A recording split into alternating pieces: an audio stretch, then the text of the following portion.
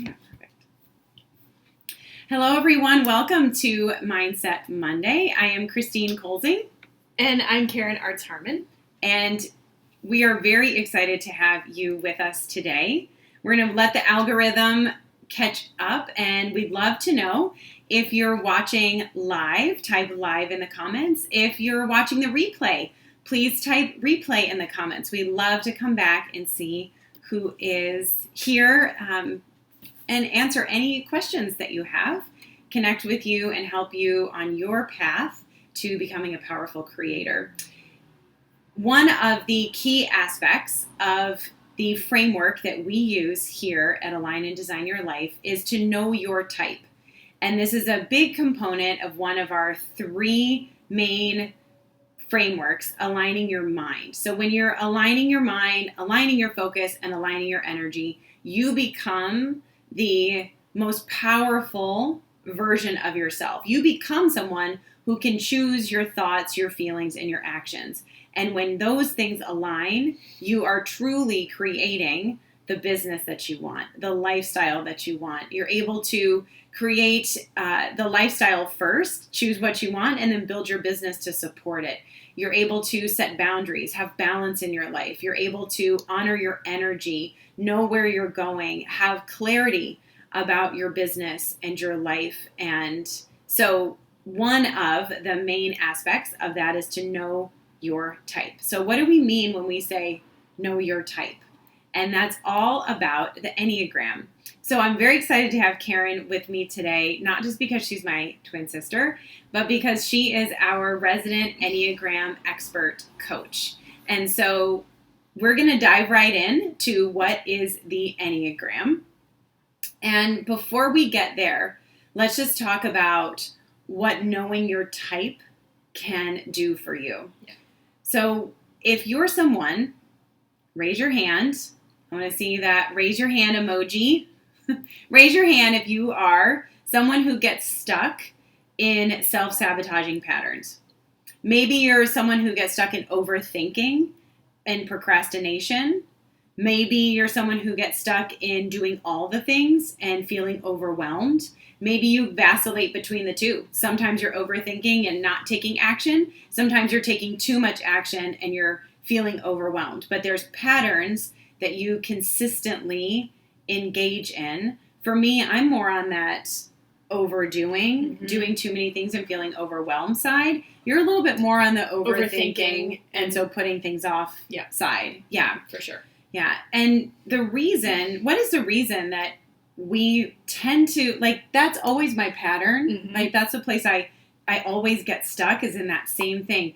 Why is it that we tend to get stuck in those same patterns? It's what I call your factory setting. Oh, yeah.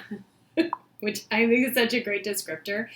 That we, as we're growing up, when we're little kids, we start to see things in our lives and we try to make sense of them.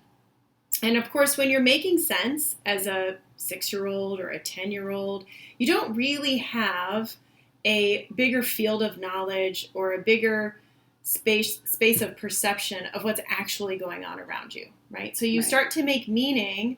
Something happens, you think it means this. Something happens again, you think it means the same thing. And eventually you just start to believe that when X happens, it's because of Y reason. Mm-hmm.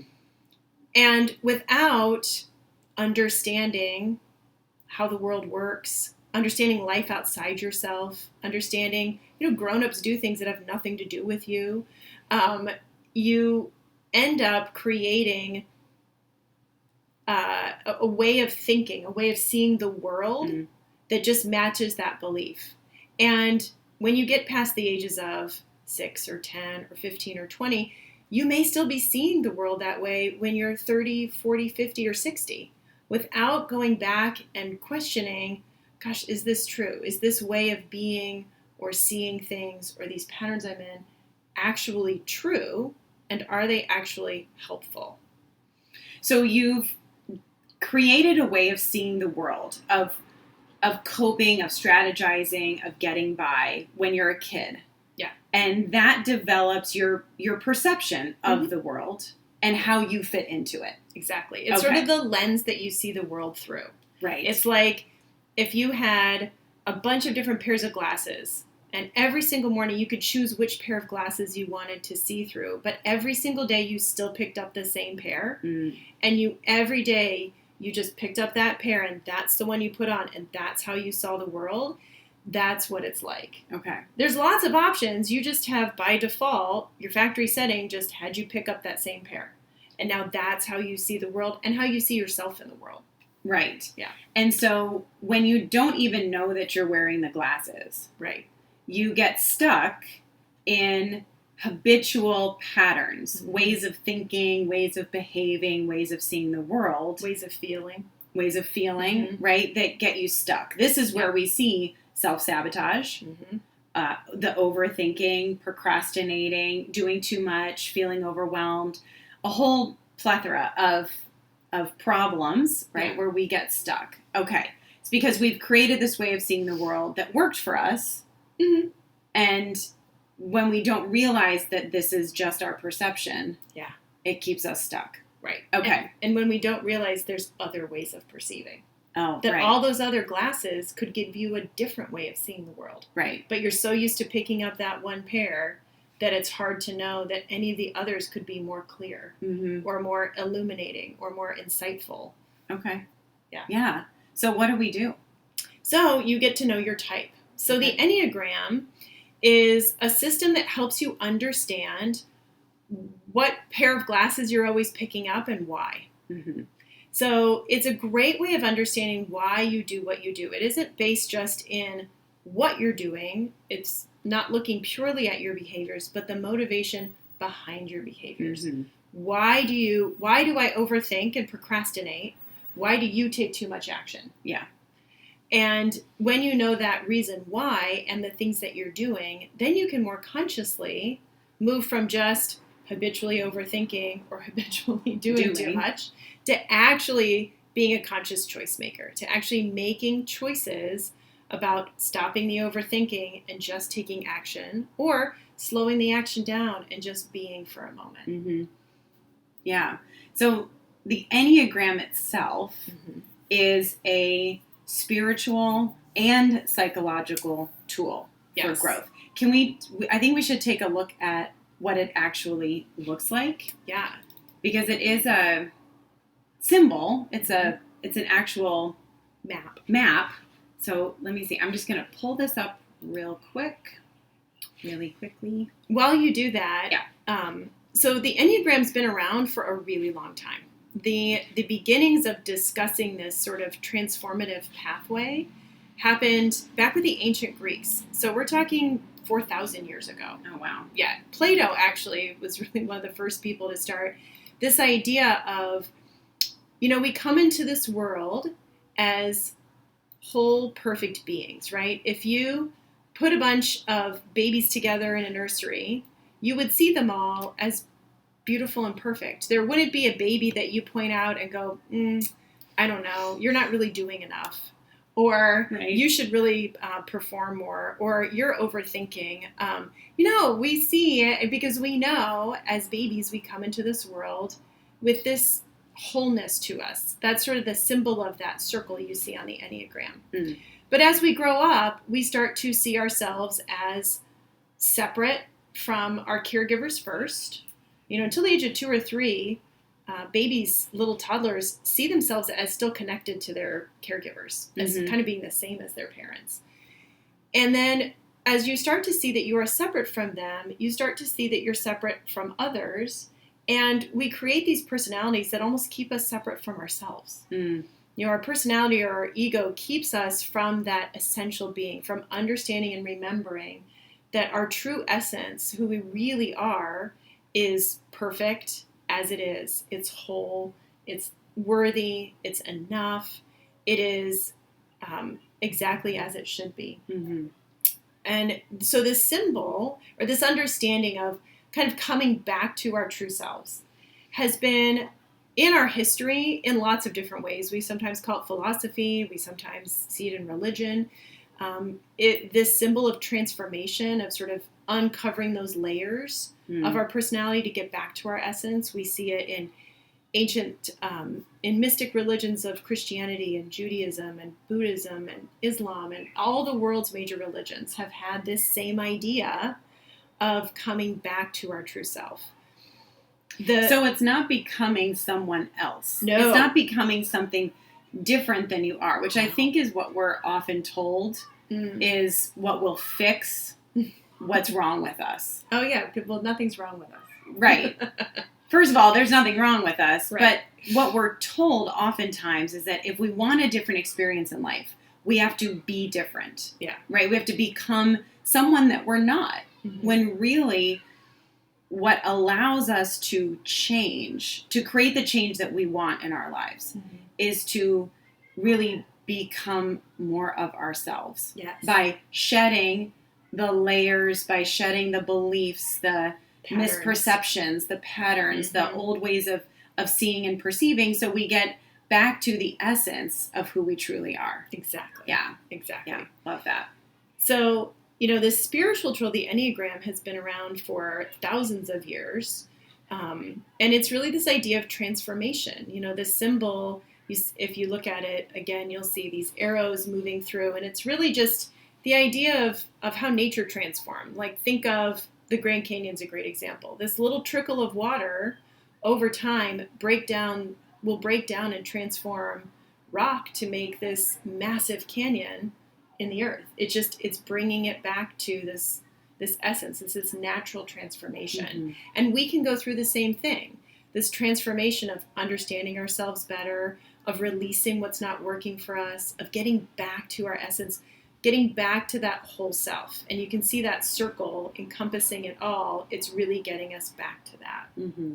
So in the 1960s, a psychologist named Oscar Achazo understood that the 9 major personality types that we see in Western psychology can overlay perfectly with the Enneagram symbol, and that's that transformation. So where your type is on the Enneagram is there to show you the pathways that you have to make your transformation. There isn't one type that's better than another. We'll talk more about this the next time we chat. Mm-hmm. They all have their strengths. They all have their blind spots. But it's just there to show you maybe what you haven't seen before. It's a little bit like fish swimming in water. They don't realize they're in water because they're just, they don't know any different. They almost can't know any different. But once they're out of water, then they can see it right away. It's very clear.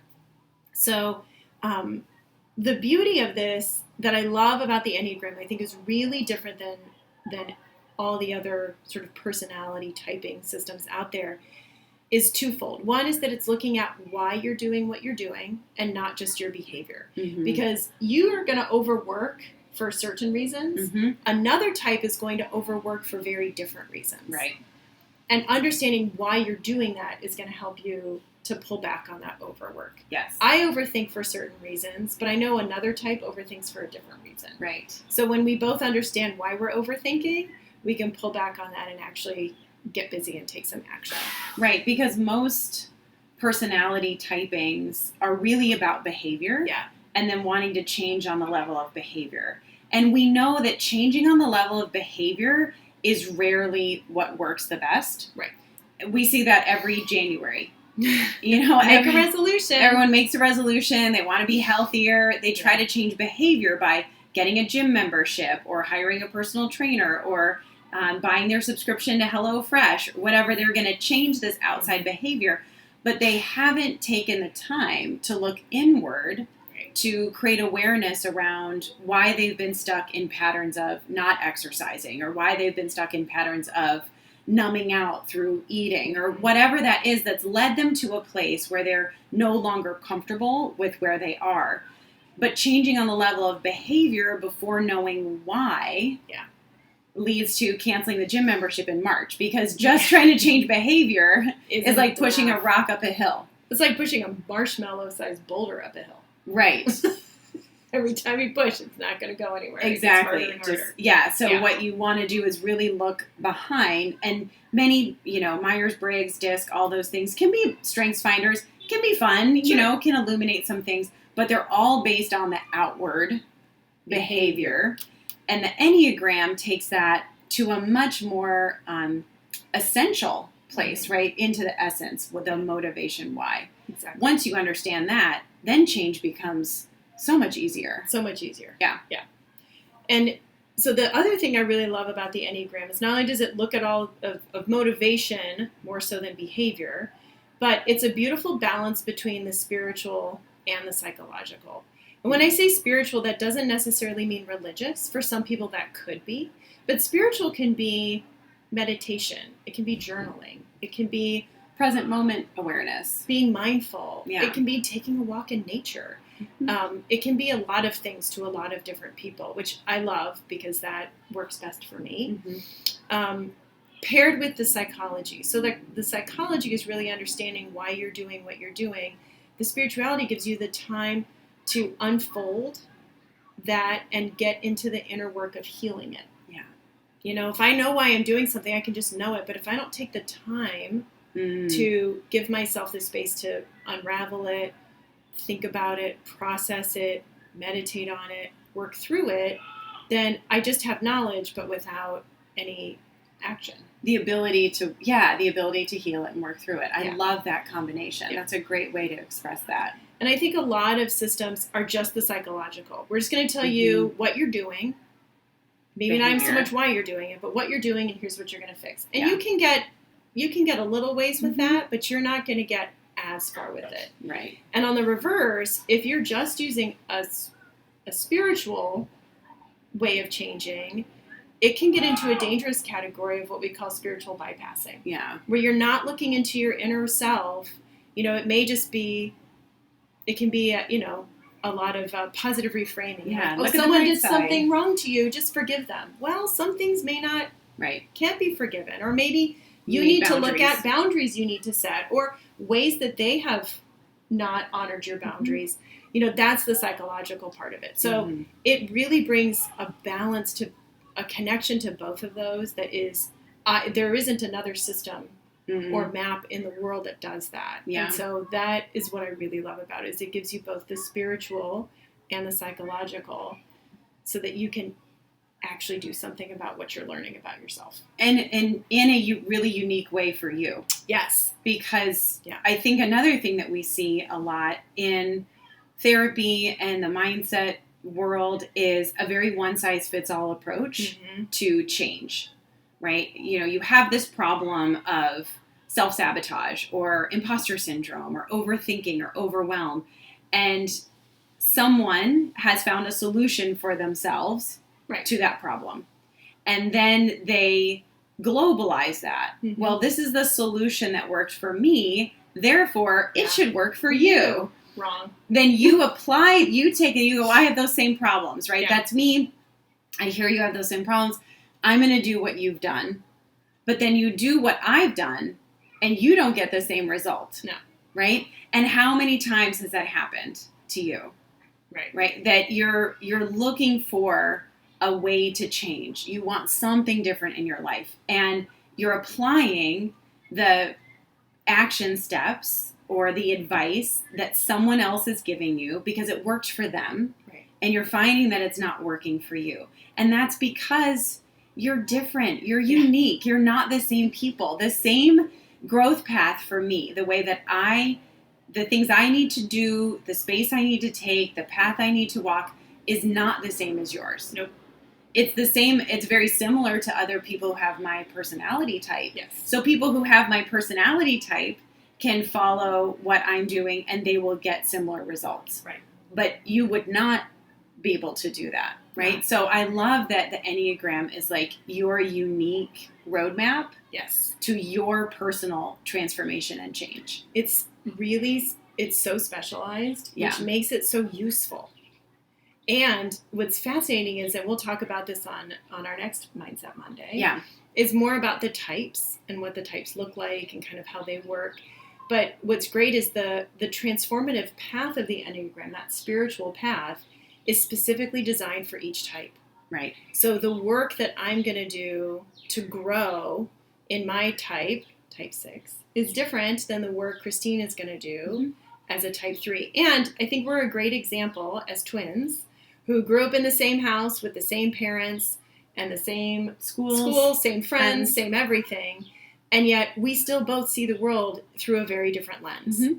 Our lenses are connected Mhm. in the Enneagram. Our arrows kind of point at each other. So there are times where my overthinking and my procrastination means I need to take more action. Mhm. But there are times where Christine is taking too much action Yep. and needs to stop Slow down. and slow down and Think. think a little bit more instead of just doing, which is where I have some skills in. So it's really beautifully designed for each of us. And Mhm. that is, I think, what makes our coaching so special Mhm. for our clients is we help them understand their type.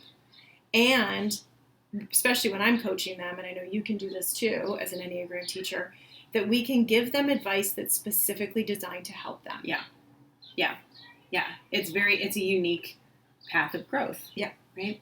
So thank you, Karen, for sharing with us You're a little welcome. bit of the basics of what the Enneagram is.